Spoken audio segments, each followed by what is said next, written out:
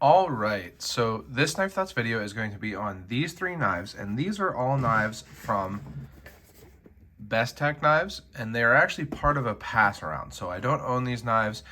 They were sent to me by Bestech, but not to keep. So they're just part of a pass around where I got to check them out for a little bit and do a video, and then I'm gonna move them on to the next person in the pass around. So these are two versions of the Skirmish and then the Tonic.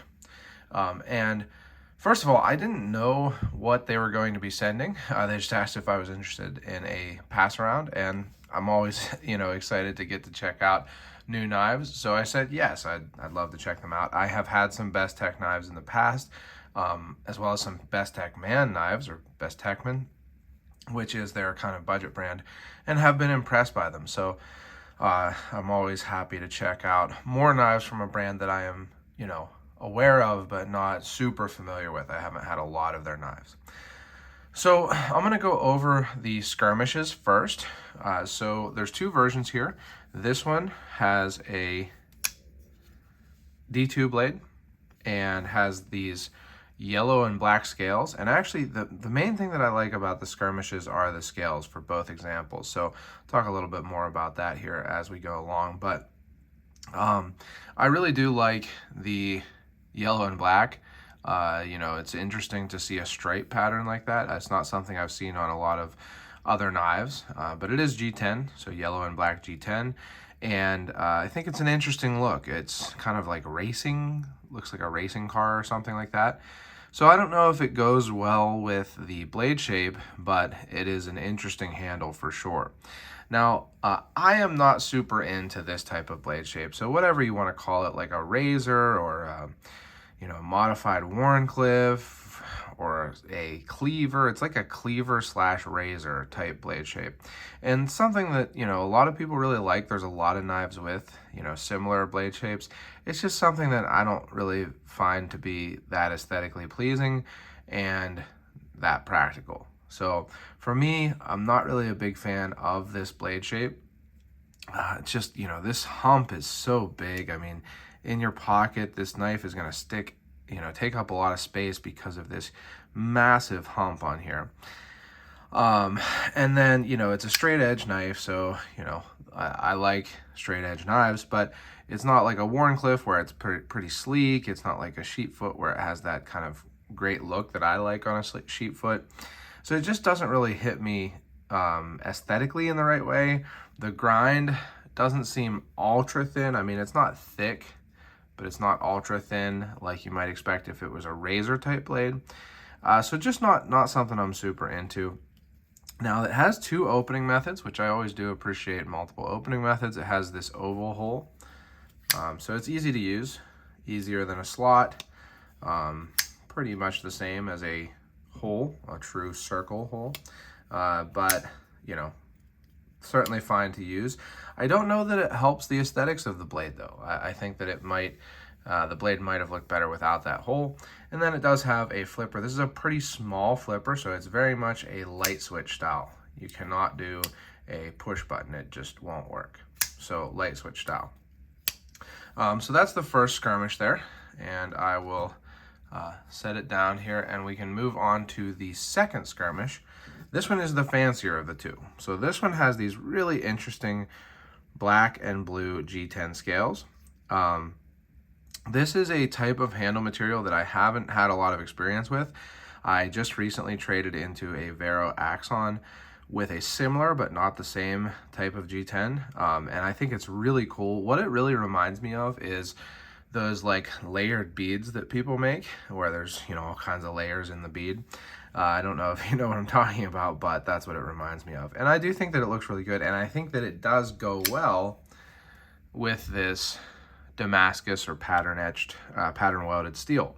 So this is a pattern welded steel, and I'm going to show you here the packaging real quick, just talking about that. So this fancier version of the Skirmish, which is the BL07B, comes in this box, and then there is a bag, pretty big bag here, or pouch I guess I should say, and has a microfiber cloth and then a little warranty card. But the truth is, I don't know that it says anywhere here what this steel actually is. I'm sure if you could look it up, you know, on Bestech's website or something like that. I haven't, to be completely honest. I don't know if it's like actually Damasteel or some, you know, version of stainless Damascus, or if it is carbon steel. I would guess that it is some version of stainless Damascus, like Civivi uses and other, you know, Chinese-made knives use. So I think that it does look good. I don't think that it's going to provide too much more, you know, practicality, too much more wear resistance or anything like that over D2, but it does look good. The other thing I wanted to talk about on the Skirmish is that I don't find this handle to be very comfortable. So it's just, for whatever reason, when I hold on to this, it feels really thick here at, you know, where the index finger sits in this scallop here. And then, you know, you only get a 3-finger grip, despite it being like not a small knife. There's a lot of unused handle space here. And then, you know, you can use this as a finger choil. But it just doesn't feel great in the hand. The clip sticks up quite a bit there. So you definitely feel that clip when you're holding onto this knife. So it's just not, you know, my favorite ergonomics. But to move on from the negativity here, I do really like this Tonic. So the Tonic here is an interesting knife. This is not an inexpensive knife. I didn't even look at how much these two cost, but this one costs about $300, I believe. And so it's not an inexpensive knife at all, but it's really nice and it's interesting. So this has a titanium sculpted pocket clip, titanium bolsters, natural micarta or brown micarta handles here, or scales, which look really nice. They've got some machining on them. It has a M390 blade, as you can see there, and then you can see the CM design. So this has a lock that is really interesting. So it's a back lock. As you can see, there's the cutout for the back lock, and you can, you know, depress that, and it's super smooth and has a really interesting feel to this back lock also. So there's not actually too much you know, spring strength between closed and about, you know, maybe a tenth or something open. See that? Then there's a bunch of pressure right there. And once you get past that pressure, it's super smooth, and it has a really interesting sound to the lockup. I want you to hear that one more time here. So it's a very clicky lockup compared to something like a Spyderco Native. So this is a Spyderco Native, a very classic back lock, and it is a very well done back lock also. But you can hear the difference here. So first of all, it has, you know, basically the same spring tension the whole way through. So pretty much the same spring tension the whole way through. And then there's that sound. Now compare that to the Tonic, where again, there's very little spring tension to hear. And even sometimes it won't pull itself closed as strongly. Now it is right now, you can see it definitely has a, you know, preference for closed from that position, but then there's a pretty hard kind of break there, and you can even see that here on the back spring. It's not actually the spring, but the lock bar. So from here, watch how it pops open and then goes back down. See that? So open and then back down.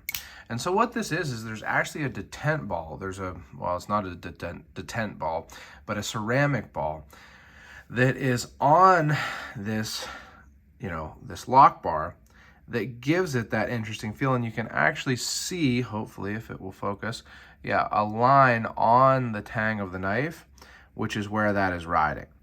So it's a really interesting, it's a patented, I believe, or either patented or patent pending. No, I don't think it is patent pending. I'm sorry, the opposite of that. I believe that the designer of this lock said that they weren't going to patent it so other people could use it.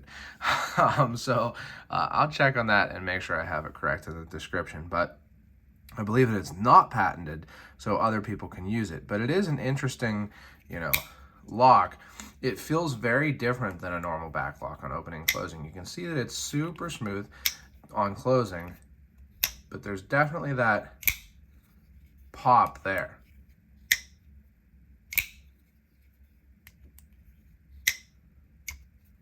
So very interesting feeling. It locks up really solidly. There's no blade play at all, side to side or forward and back.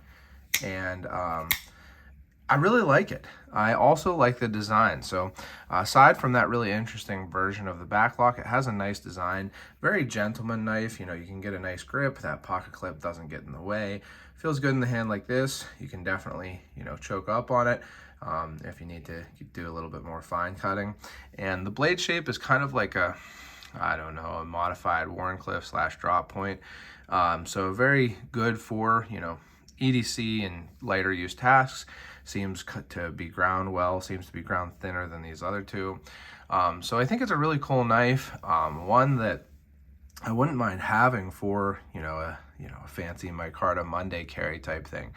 But definitely has been fun getting to check these knives out. So thank you to Bestech for sending them along. I hope the next person enjoys them. If you enjoyed this video, make sure you give it a thumbs up.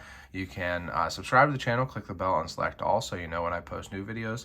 Also check out my other social media. I am on Instagram and Facebook at Knife Thoughts, and my website knifethoughts.com, where I post articles on knives like these and knife related topics. And last but not least, as always, don't forget to go out and do good.